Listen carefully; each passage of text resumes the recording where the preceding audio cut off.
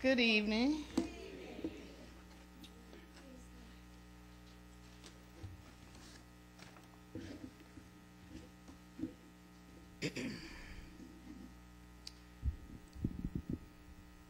Luke chapter 23, verses 44 through 47.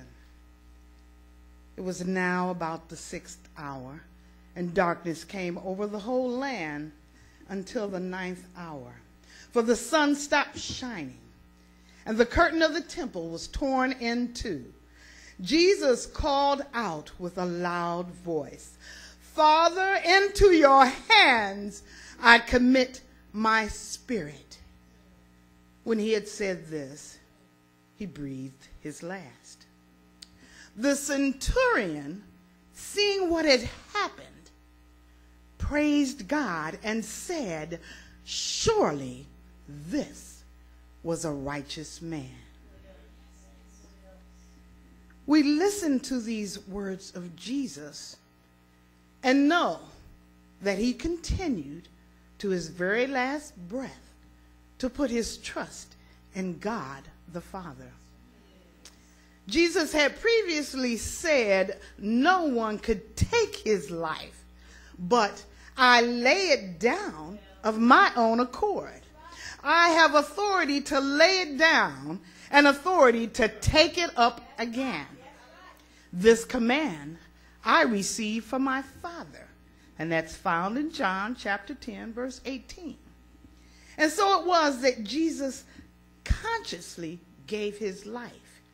He laid it upon the altar just as the burnt offering of the Old Testament, which had spoken of the greater sacrifice to come.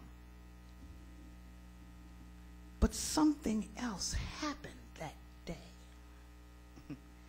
Verse 47 says that the Roman centurion praised God and said, "Surely this is a righteous man," after seeing what had happened.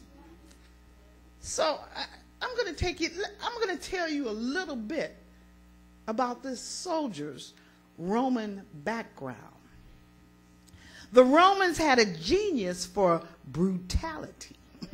They were good at building bridges, and they were good at killing people. And they were better at it than anybody in the Mediterranean basin had ever seen before. As a Roman citizen, of course, you couldn't be crucified, no matter what the offense.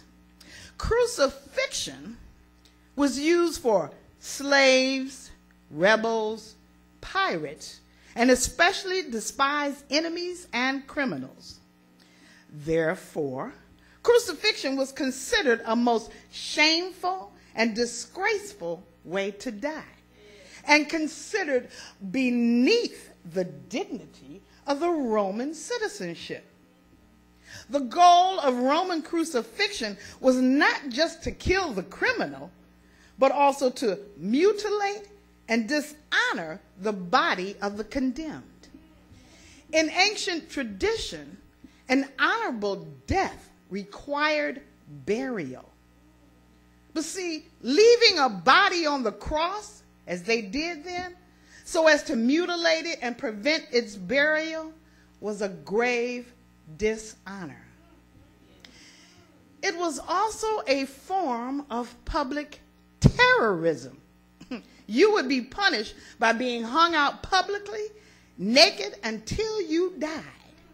And this sent a very powerful message to everybody else, that if you do or even think about doing what this guy accused of having done, you too can wind up this way. And it was very effective. Excruciating, perhaps the most excruciating form of capital punishment that we know. Crucifixion was typically carried out by a specialized team consisting of a commanding centurion and 4 soldiers.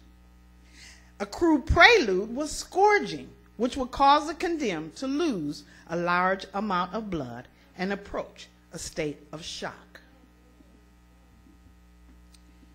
It was in response to the cries of the mob, influenced by the chief priest, that Pilate ordered Barabbas released and condemned Jesus to scourging and crucifixion. The plan of the chief priest: disgrace, dishonor, and death. For the centurion, part of a specialized team, hey, this was just another crucifixion. We all know what happened that day. With one last surge of strength, Jesus once again presses his torn feet against the nail, straightens his legs, takes a deeper breath, and utters his last cry: Father, into thy hands I commit my spirit. The centurion and the soldiers guarding Jesus heard him every time he spoke. They felt the earthquake and saw everything that happened. Graves opened, and many of God's people were raised to life. The curtain in the temple, the curtain that separates that which is holy from that which is ordinary, tore in two from top to bottom. And this miracle announced that the way into God's presence was open for all who would come to him by faith through Jesus Christ. The Roman soldiers knew that something extraordinary centered around the man on the cross whose sign called him the King of the Jews. Now, not everyone changed that day. The centurion, though, did something we didn't hear anyone else doing at the time of Jesus' death. He praised God.